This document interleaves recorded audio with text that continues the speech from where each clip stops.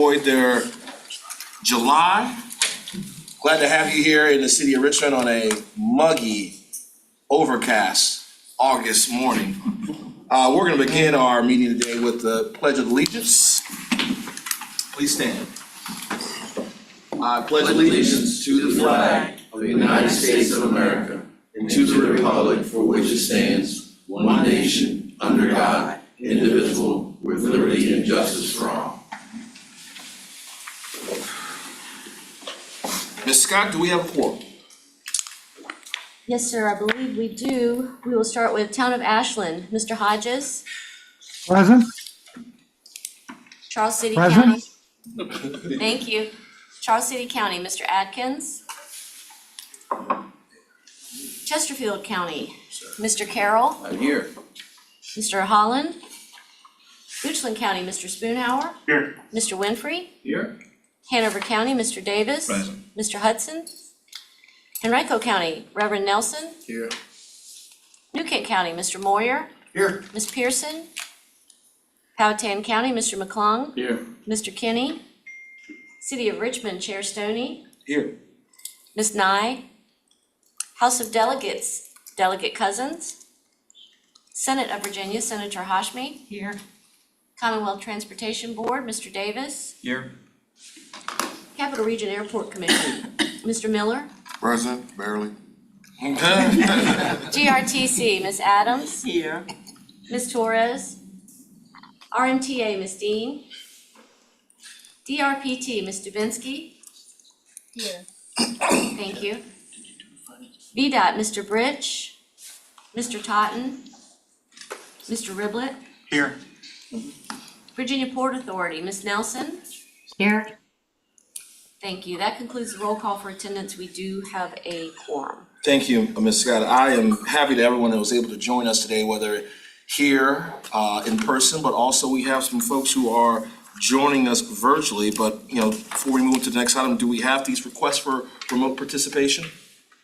Yes, we have requests from 3 members. And so we would need a motion to approve your approval of these requests. I have 3 requests in hand. Do we have a motion for remote participation? So moved. It's been moved and seconded. All in favor? Aye. Aye. Against? The ayes have it. Remote participation is approved. We'll go on to the, that was administration item 1. Let's move on to, we did all that. Item 2 is the consideration of amendments to the action agenda. Mr. Parsons, do you have something? Yeah, Mr. Chair, thank you very much. I would like to request an amendment to other business, item B, to add a new number 2, following the election of CVT officers, a new item to appoint CVTA Finance Committee members. This is a regular action that happens annually in conjunction with the election of officers. We do appoint 2 of our rural members to serve on the Finance Committee, and that discussion should be had today. Sounds good. Mr. Chairman. Mr. Davis. Mr. Chairman, I move to amend the agenda item B, add 2A, appointment of Finance Committee members. Second. Motion has been seconded.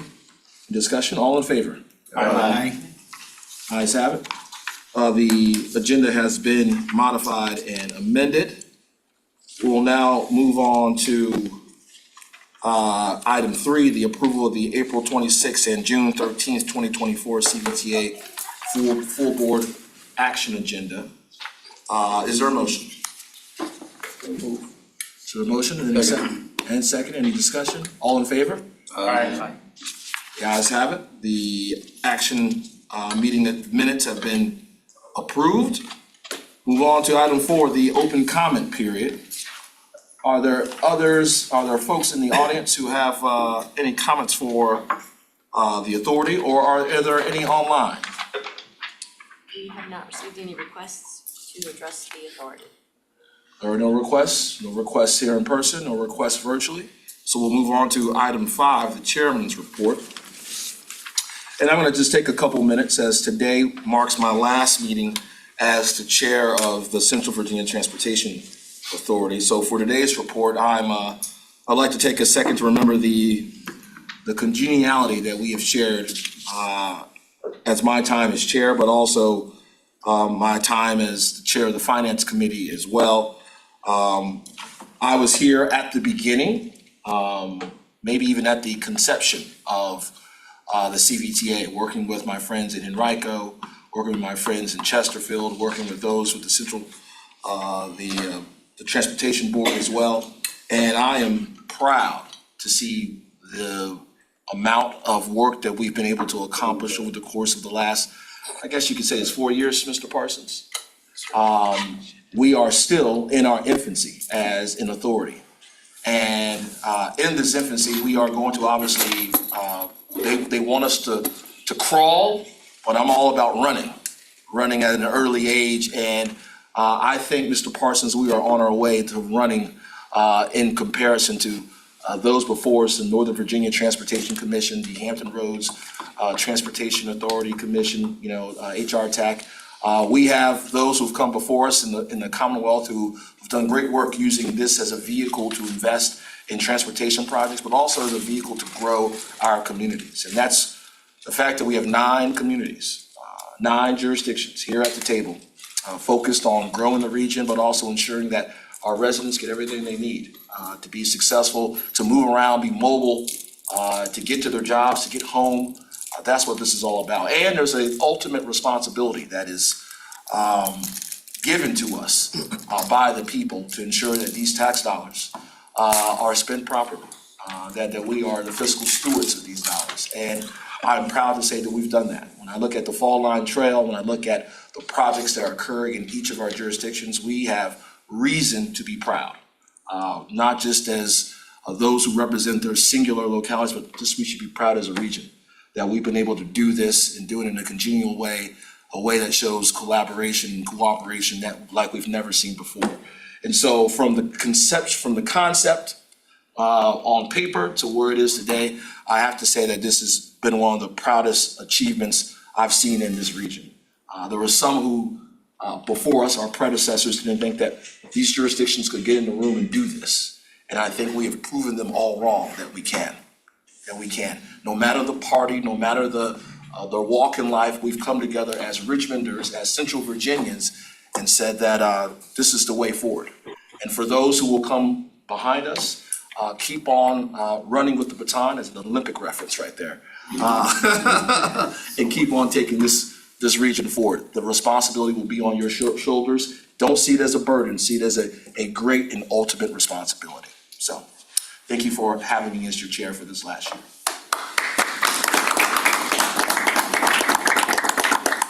All right, we'll move on to other business now. And as the election of CVTA officials, this is one of my last duties as the chair of the CVTA. And I will accept a motion for, I guess, for nominations, right? Mr. Chair, I rise for the purposes of a nomination. Mr. Chair, I too have been here since the beginning of the CVTA, and it is you. I want to commend you for your service, both as the Finance Committee Chair for several years that you did it, and in your position as Chair of the CVTA. You will be missed. I would like to make a motion to nominate for Chair of the CVTA for the next year, 2024-2025, Sean Davis, and for Vice Chair, Mr. Nelson. That would be my nomination. There's a nomination on the floor for Chair, Mr. Sean Davis of Hanover, Mr. Nelson of Henrico. Is there a second? Second. It's been seconded. Any discussion? Mr. Spoonhour. Yeah, so I too, like Mr. Carroll, have been on this from the beginning, and both of these gentlemen I've got the opportunity to work with since day one as I got involved in regional. Both of them, we've worked through difficult times together. I've watched both of them lead Plan RVA and have done exceptional jobs, and I think they will do a great job with this organization. I second that. Any other discussion? Is this a roll call vote? We have it listed as a voice vote. It's a voice vote, We can all do a right. Voice vote for nomination. Can we do That a roll is, call? okay, Just to. May we do a roll call then? absolutely. All right, we got a motion on the table, a motion on the floor that is to nominate Mr. Davis as chair and Mr. Nelson as vice chair. Ms. Scott? Mr. Hodges? Aye. Mr. Carroll? Aye. Mr. Spoonhour? Aye. Mr. Davis? Aye. Mr. Nelson? Aye. Mr. Moyer? Aye. Mr. McClung? Aye. Mayor Stoney? Aye. Senator Hashmi? Aye. Mr. Davis? Aye. Thank you. That motion carries. Congratulations. Congratulations. Mr. Davis. Breen's in charge, huh? Mr. Chair, Yeah, Mr. Nelson. quick question. Are we going to the finance, chair vote next? You know what, Mr. Nelson, I don't believe the finance committee will be the ones who will select the chairman and the vice chair. And when is it? That meeting is Wednesday, the 14th, next Wednesday. next Wednesday. Oh, okay, so that's not happening. Yeah. Okay, good. Okay. However, Mr. Parsons does have to, we have agreed to a rotation of our smaller localities onto the finance committee, and Mr. Parsons is gonna walk us through that. Yes, Mr. Chair. I'll probably have to make a motion to amend something for that once he does presentation. I've had some other conversations and we may make one change to that appointment as well. Okay. Mr. Parsons. thank you, Mr. Chair. As you all may remember, last July, when we held the election, I think it was July 13th, 14th, Friday, July 14th, an additional action that the authority took was to adopt some non-binding guidance documents for the Finance Committee, and those were in relation to a rotation structure. The first, the two that are relevant to the discussion today, the first non-binding guidance document sets the rotation, having the two rotating committee positions be from the smaller jurisdictions in alphabetical order. So it sets a rotation to go through the rural membership for the Finance Committee. And as you know, Chesterfield, Henrico, and the city have permanent spots on the Finance Committee. The other two positions are appointed by this body to serve from the remaining jurisdictions in the region. The second non-binding guidance document clarifies that the terms will be for 2 years. So with those, that was a unanimous vote last year. These are non-binding guidance documents, so they're not written in stone, but what we do have is an option is that Mr. Moyer and Mr. McClung, if the mood suits, are finishing up their first terms. So based on these guidance documents, they have another rotation, another term, if that is the will of the authority. It doesn't have to be that way, so that's, I believe, maybe that's what Mr. Carroll may be prepared to share some remarks on. But that is the guidance that we have at this point in terms of the structure of the CVTA. All right. Any questions for Mr. Parsons? I have one. Yeah, Mr. So I know rotation for Powhatan's coming up, but I would be willing to give up my rotation to another locality if possible. My work schedule is just slammed, so. That is the one thing, Mr. McClung, that one will find out on these committee meetings are very frequent. I don't want to commit myself to something and I can't put all my time to, so. Fully understood. Yeah. Fully understood. Mr. Chair, Mr. Chair, with that in mind, Steve and I had spoken, and I believe that Mrs. Spoonhour from Goochland would be absolutely willing to serve in the committee on the finance. So if we do we need a motion for this? Because if so, I'll make a motion. Mr. make that Spoonhour's not amendment. here, or Mr. Nelson. He stepped out a second ago, they're having a conversation outside, but. I believe, I think, Mr. Chair, if we're gonna change the order, the appointment from the authority, it probably does warrant a motion. Well, I'll wait for them to come back in. And I guess, Mr. Chair, I have another question. Do you still preside over the meeting, or do we have to give the gavel? I think I get the gavel over to, He's not here either. I will stay, I'll stay right here, but you'll. It's gonna be interesting meeting. Not that I'm not enjoying you being up there. No, Mr. Davis, please come get this gavel. They need 30 seconds. Do you want to do turnover now, Sharon? Yeah, please. And actually, sir, they're coming out of the room right now, so. Okay. Conversations are being had? Yes, sir. Feel like I'm reporting on this live or something. Technically, you are. It's up. Yeah, right. Oh, we need to vote or something? So I'm gonna make a motion. While you were gone. Okay. Sorry. Okay, do you wanna speak to that, Mr. Chair, about what Steve had said, or Mr. Davis? We had some guidelines. They're non-binding guidelines for the authority, that certain localities in a certain order will be moved on to the Finance Committee. Mr. McClung, while you were gone, stated that because of his schedule, he would not be able to participate in the rotation. So there has been a change in that rotation, a motion to change the rotation. And that's where we are. So what's the motion?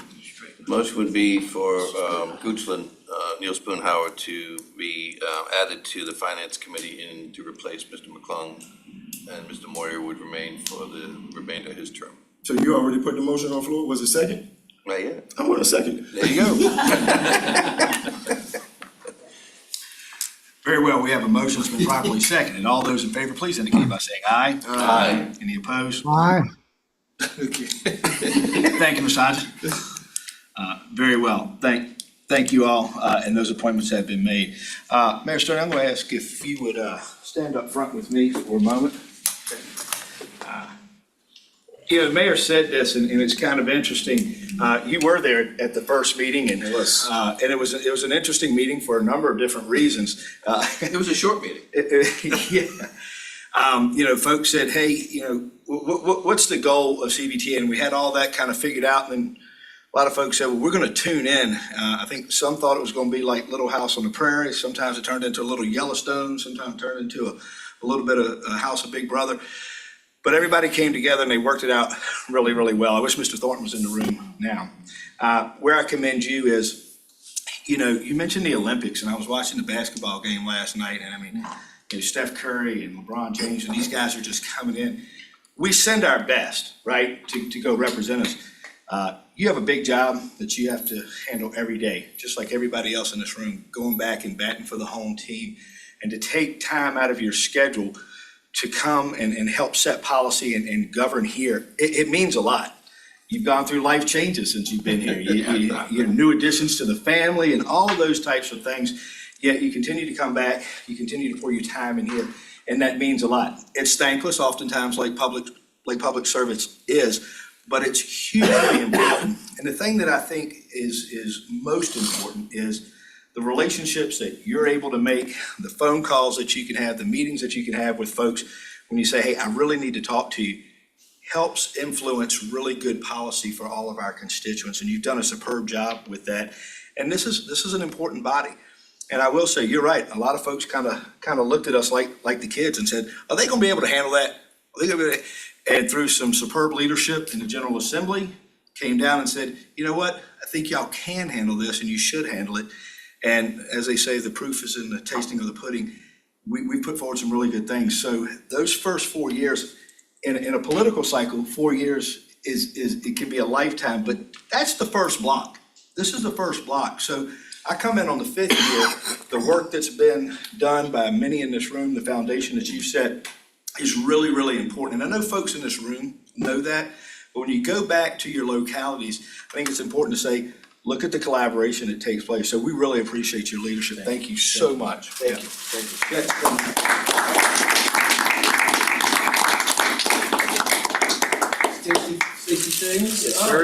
This is Some wine in there? a basket that showcases all the great things of all 9 jurisdictions, and This was put together to appreciate and celebrate your service to the Thank you. CVTA, and thank you so much. Thank you. Taste and simple. Appreciate those words, Mr. Jones. My pleasure. Chet, I'm gonna move over by you briefly.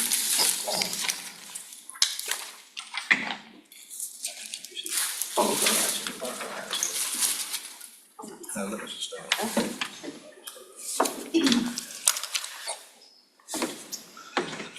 Thank you all, ladies and gentlemen. Mr. Spoonhouse, thank you for your comments. I did hear somebody make the Marine reference, so Mr. Spoonhouse did have the previous employer being the U.S. government and having the blessing to be a United States Marine. So thank you. Thank you, man. I'll need that. And thank everyone in here for your support, certainly Mr. Carroll and all the folks that have worked so hard previously. With that, we'll move into action item B2, the CVTA bond finance validation. And I'll ask Mr. Parsons to cover that for us. Thank you, sir. Thank you, Mr. Chair. This is now B3. Yes, the CVTA bond finance validation. A little background for the group. We have entered into a contract with Kaufman Knowles, and they are our bond counsel as the CVTA. We have been getting guidance, and one of the first things that we have been working on through both the TAC and the Finance Committee is the process of bond validation. Both of our peer groups in the state, Northern Virginia Transportation Authority and the Hampton Roads Transportation Accountability Commission, have both undertaken this process. And when I stepped into the job last September, the first bit of advice I got from both executive directors of those organizations was, please go through bond validation as quickly as possible so that you are protected when the CVTA decides to go down that road and issue bonds to fund additional projects. We've had extensive discussions both at the TAC and the Finance Committee regarding bond validation. The process is it's separate at least. It could be parallel, but it's a separate action from considering any project work or anything in terms of issuance of debt. What this does is basically through the court system establishes the CVTA as a viable body to undertake the issuance of debt. We are given that power through statute, but this would be the first time that action would be undertaken. And what this does is protects us from suits or challenges in court whenever that decision is made by the body to go down that avenue. What we have today is a presentation from Kaufman Knowles just regarding the background of how that process, the bond validation process, would be undertaken, and what the implications are, the timing, what we can expect as an organization moving down the road. So I'd invite Megan to come forward, and hopefully everyone has picked up the handout of the slides that could be spoken to this morning. If anyone needs a copy, please let me know, and I'll make sure you get it. Absolutely, and Sue is sharing he's remote, great. he's sharing the presentation, just let him know if you want it to advance. Good morning. Betty, Good morning. Good morning. Members of the Finance Committee have heard from me a few times already, so I apologize for, hearing the same remarks again, but I think it was thought it would be to a benefit to the larger group to hear from us and to hear the sort of the overall process for the bond validation. As Mr. Parsons mentioned, my name is Megan Gilliland. I'm here with my colleague Ben Wills. Along with our colleague Eric Ballou, we are the public finance team at Kaufman Knowles in the Richmond office. We've been engaged to represent CVTA as bond counsel, and bond counsel's primary role is to assist the issuer, CVTA in this instance, in meeting all of the required legal steps for a bond financing. Today's focus, as Mr. Parsons mentioned, is on the bond validation process. CVTA currently utilizes pay-as-you-go financing for any projects that are being financed by CVTA. But Virginia Code does allow CVTA to issue debt that can be payable through the Central Virginia Transportation Fund. So CVTA has the ability to leverage future CVTF revenues to fund current project needs and demands if they would like to do so. And the first step is to consider whether that bond structure should be validated. Validation proceedings have been undertaken by MBTA in 2013. HR TAC had the Hampton Roads Transportation Fund bond structure validated in 2016, and they had their toll financing structure validated in 2021. So it is a common practice that you see for regional transportation organizations that are funding projects through that tax stream that the General Assembly has authorized. The reasoning for a bond validation is to uphold a future financing from a legal challenge. It provides comfort to CVTA, to your finance professionals, as well as to future bondholders that the debt is legally sound. The last thing we want is for CVTA to be in the middle of a bond financing and to have a legal challenge, and a bond validation helps to forestall that from happening. As Mr. Parsons mentioned, a bond validation is by no means a firm commitment by CVTA to issue debt.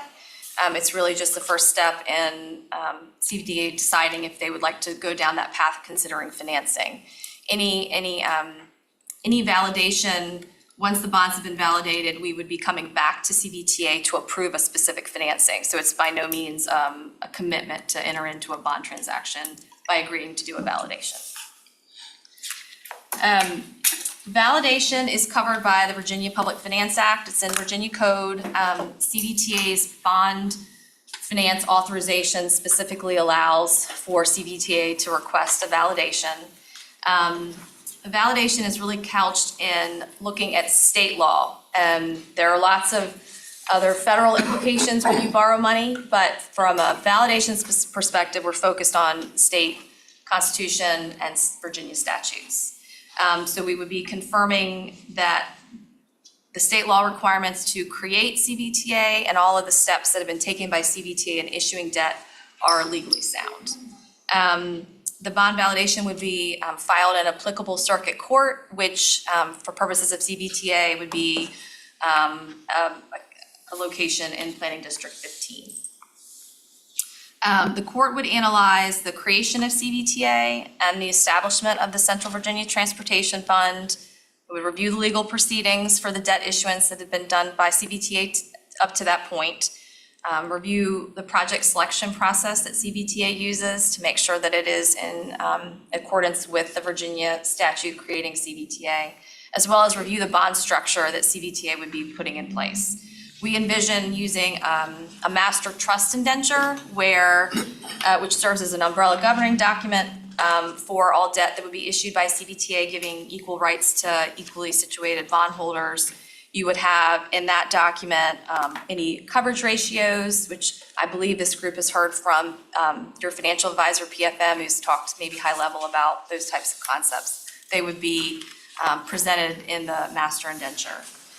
Any specific bond issue would be issued through a supplement to that master indenture, where you would see your specific debt service for that bond, if there was going to be a reserve fund, and any specific projects that would be financed by a bond issue would be outlined in that supplement. The validation process includes notice to the public and gives them the opportunity to contest the proceedings. So once the court has validated the debt and after this very limited window to appeal has passed, the validation thereafter enjoins the public from contesting that bond issue. We've included 2 slides at the end just to talk about the overall timeline for a validation. We estimate up to 6 months for that process to take place, which is I think one of the reasons we wanted to have this group focused on sort of the timeline and the expectation of the duration of that process. We would need time for preparing serviceable drafts of the bond documents I mentioned. We would be presenting resolutions to the CVTA, approving those draft documents, authorizing entering into the validation proceeding and filing with the circuit court. We would have time to draft the motion for judgment and memorandum of law that would be presented to the circuit court as our ask for the validation decree to be entered. And then there would need to be time to handle the required notices and setting of a hearing with the court as well. I'm happy with that to answer questions, if there are any. Are there any questions from committee members? And just for clarification, so this validation process validates our ability to issue bonds, not a specific bond issuance. So I guess my question is, we don't need to validate each one hereafter if we were to do others? No, the Northern Virginia Transportation Authority did one validation for their specific bond issue. They've only borrowed once. Hampton Roads Transportation Accountability Commission validated their primary bond issue and have issued subsequently without validation. The intent of the validation is to look at the Constitution, whether it's the tax revenue being the General Assembly appropriating or, imposing that tax and then having that tax transferred to the CVTF and then it being used by this group for the transportation projects. It's going to look at the constitutionality of that tax stream. And then it's also going to look at the steps that this body has taken to issue debt, the statute that gives you the authority to issue debt. We would want to include enough flexibility in the validation for the types of projects and the project selection process so that if there were to be future bond issues beyond your inaugural issue that you didn't feel like you needed to do subsequent validations, there's a little tension in that, but we would envision only needing to have the validation occur once. Any follow-up? Mr. Chair, I would. I kind of heard two things. I heard the inaugural bond issue, but we're not issuing, are we coming up with like a fake case or like, what are we bringing to them if we're not bringing an inaugural bond issue? So we are bringing them what would look like an inaugural bond issue. We're going to bring them serviceable drafts of what would be a master trust indenture and a supplemental indenture. Okay. And we're going to be outlining for them, we're going to have those documents approved in a resolution by this board. There will also be a resolution that would approve entering into the validation. And then the motion for judgment that would be presented to the court is going to include those documents, and it's going to outline the statutes that are in place that give CVTA the ability to issue debt. And it will outline all of that high level, and that will be what the court is being asked to validate. I believe in putting, terms I understand, is this is a pre-approval letter for purchase, and they're telling us whether we have collateral or not. I think in layman's terms, that would be a pretty good assessment. That would be a pretty good assessment. I would agree. I can understand that. Yes. Any follow-up from committee members? Any further questions? Mr. Parsons, do you have a question? I do not. I think the other questions are satisfied. Thank you. And thank you, ma'am. Okay. So this is an informational item. Obviously, will require action at some point, but we wanted to make sure we got this information to committee members, give them an opportunity to look at it, review it, think upon it, and then we will schedule this for an action item very shortly for folks to take official action by vote on that. Mr. Chair, Roll. if it would be appropriate, this body may refer this back to the Finance Committee for further discussion. Yeah, I think that would be, that was my thought, and I didn't verbalize that. We want to send this back, let the Finance Committee look at it, and then folks can talk to the Finance Committee respectively as they choose. But that's where we want to send it back to. We're not remanding it to the Finance Committee, but that is where it should come out with some sort of recommendation after vetting back to the full commission. So, any issues with that? Mr. Parsons, will you ensure that takes place, sir? Yes, sir. Very well. We'll now move into item C, action items for CVTA, Commonwealth of Virginia. Budget fall line recommendation. You'll see this on page 21 of your package. You've had an opportunity to review that. Mr. Parsons. Yes, sir. Thank you. The page 21 contains the staff report. And I'm just going to read through some of this to provide all the background. The 2024 Virginia General Assembly, in its final budget, dedicated $7.5 million to the Fall Line Trail. It was signed by Governor Youngkin in May. Those new funds were appropriated from undesignated resources from the newly created State Trails Office, housed within the Virginia Department of Transportation. This dedication to the Fall Line is the first Richmond area trail to receive financial assistance from this fund, which was established in former Governor Northam's final proposed budget and approved by the 2022 General Assembly. In further conversations following that dedication of the 7.5 million, I've talked directly with VDOT and the Commonwealth Transportation Board. We have received indications that the state at this time does not have specific uses designated for these funds and is open to recommendations from the CVTA.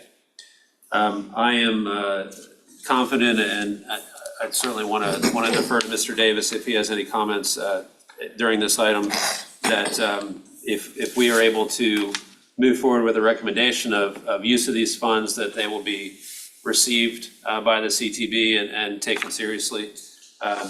Obviously, it is not the CVTA's decision at the end, but I think making a recommendation is a strong sign that we are committed to this project. So what we did with the Technical Advisory Committee was consider multiple options for recommendation by the authority, and those are spelled out in the staff report. And they range in price from leveraging funds for a Chesterfield project in the amount of $13.6 million, all the way down to setting aside $15,000 for a design retainer. Following that detailed discussion, the TAC developed two final recommendations for the authority to consider.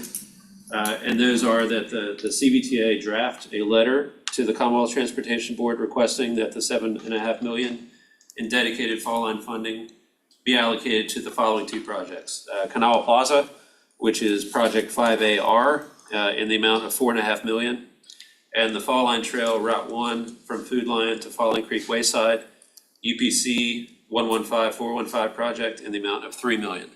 Those two projects would satisfy, if the $7.5 million was dedicated to them, would satisfy all the needs for those segments, and they can move forward into final design and construction.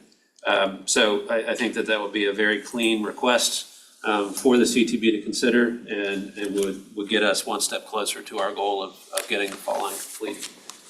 Mr. Chair, that requested action is on page 22 in the agenda, and I'd be happy to take any questions.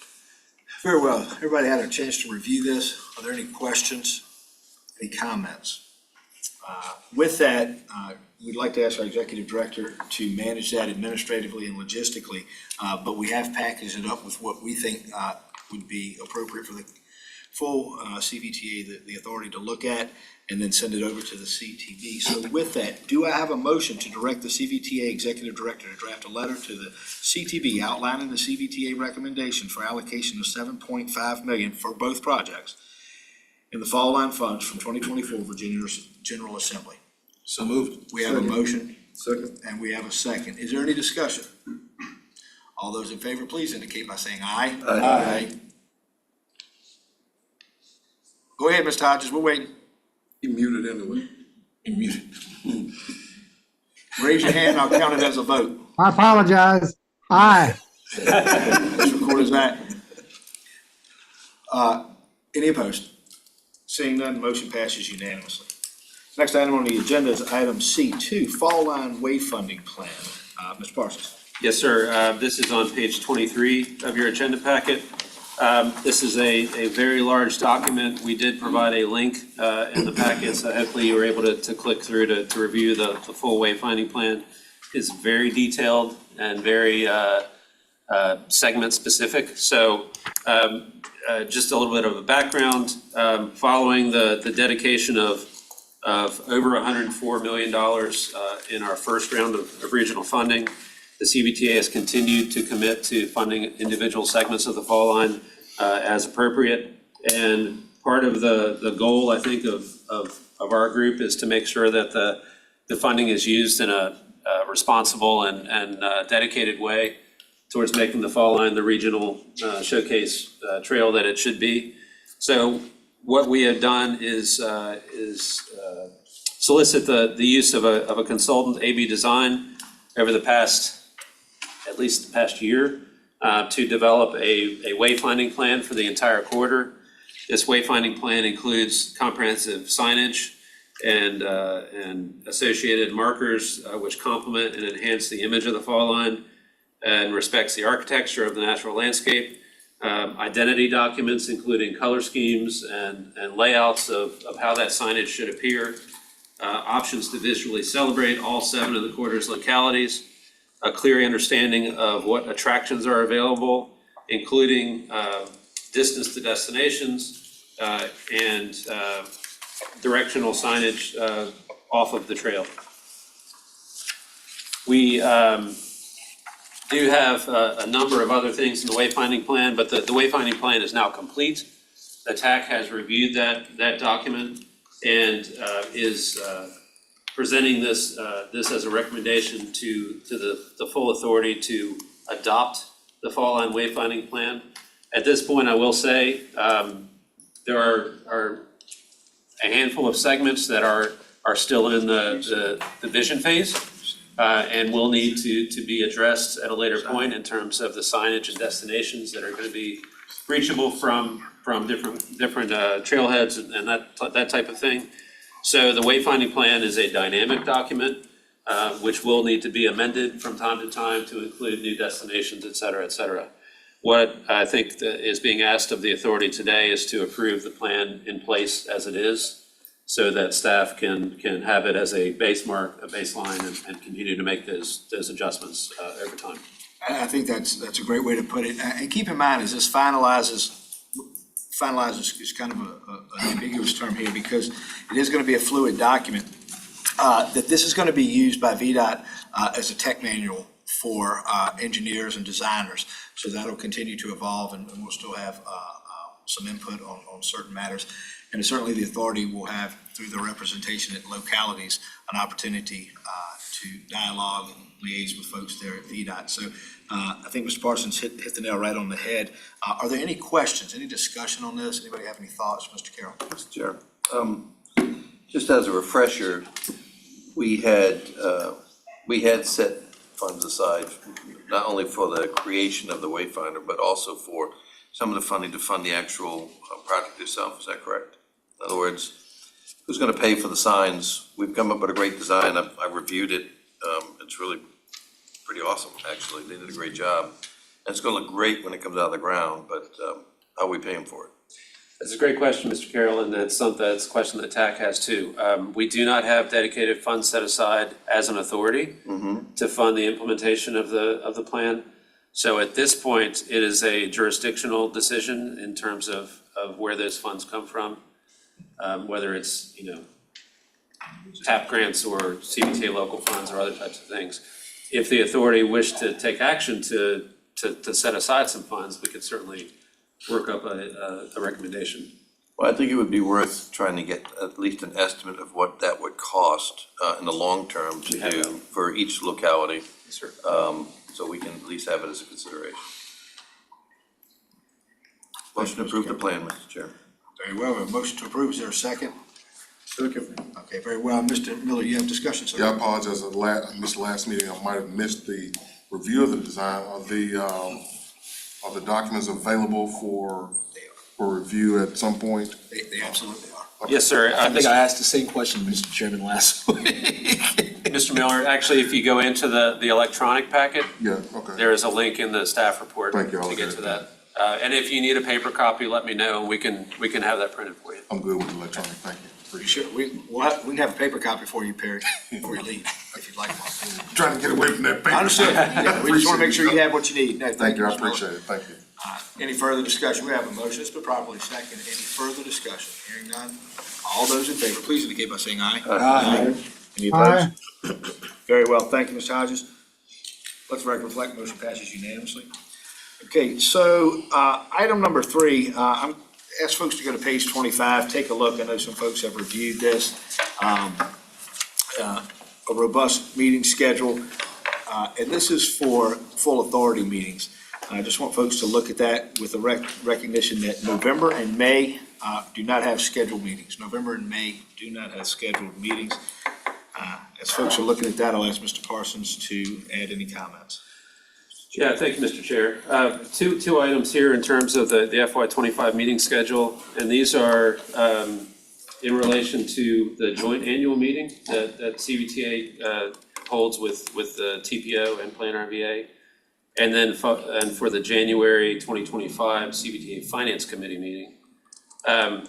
What we have done, and I'd ask Janice to correct me if I state anything wrong, the joint annual meeting is now moving to a December meeting, away from the summertime.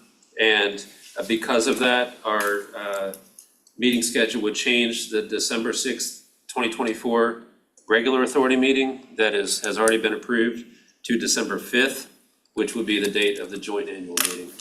And then the second item is to cancel the January 8th CVTA Finance Committee meeting due to conflicts with the first week of General Assembly. Mr. Carroll. Mr. Chair, when we adopted the initial schedule, I had made a comment that I'm gonna be out of the state for the October meeting, and it asked for that to be rescheduled. Apparently it has not been done, so I'm gonna ask again. Sure. If it's possible to pick a different date in October. If not, I would have to see if another person from Chesterfield could make it, and I would rather be here in person myself if possible. Yeah, we absolutely should look at that. Do you have a proposed date? I'm available on the 17th, as well as, I think we also have other meetings scheduled though. Previously in the month for other organizations that we all belong to. I think the 3rd is taken up and some others, so 17th. While it's while it's a little uncustomary, I would ask if we're able to look at some consensus here in the next few seconds. Because if we go back out and we start sending emails, it could be problematic. Doodle poll? Yeah, if we doodle poll this, we'll know about the October meeting sometime in February. So we need to look at it. So there's a proposal for the 17th, same location, same time. I go with that first. Anybody recognize any glaring issues at this time? I cannot make the 17th. Okay, how about we got, any issues with the 10th working day? I'll make the 10th work. How about the 10th? 11th would be a Friday. 10th or 11th? October 10th or 11th? Well, that's, I'm sorry, Actually, can I recant that? I had the wrong date. I can make the 17th. or the 18th for that matter, which is a Friday. I'm sorry, I picked a Thursday, which I shouldn't have. We usually do this on Fridays. How about the 18th? Anybody issue the 18th? It's the workforce meeting, so. It is a workforce There's a few of us that can't. But the 17th. What are we voting on in October again? What is that date? Well, the date that we're initially. No, I know that, I'm sorry, Kevin, what was your issue, I'm gonna be out of the state. okay, but are we voting on something significant or something? We don't know what action item may okay, be there, and that was one of the issues we have. So, and it could, historically, we've had some. Any issues with Friday, the 11th? Anyone? Yes. Yes, as you have an issue. Yeah, my daughter's wedding. Yep. That's important. All right, so. I paid for it, I gotta be there. Yeah, you better be there. I'm gonna try one more time, on the 18th. If not, we may have to send out a poll at the 18th. Who had an issue with the 18th? John had an issue with the 18th. Senator Hoshman. Okay, How about any other days in that week of that, from like the 21st, 22nd, and 23rd? The 17th would be 17th. okay. The 17th will work? 17th work? I can change Mr. it. Chair, What do you got? this room is booked on the 17th. We're gonna poll this. At this point, executive action to defer action on item C3. Ms. Firestone, please make that annotation and through consultation with the executive director, make this available for folks to come in. Okay. while we're sitting there. The next item on the agenda is a proposed closed session. It's necessary that we go into closed session to discuss personnel matters, and I'd ask if there's a motion to go into closed session. So moved. Mayor Stoney Second. and Senator Hashmi. Bear with me, just taking notes.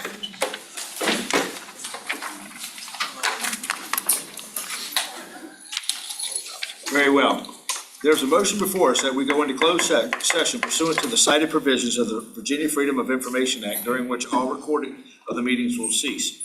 The motion was made by Mayor LeVar Stoney, and the motion was seconded by Senator Hashmi. All those in favor, please indicate by saying aye. Aye. Any opposed?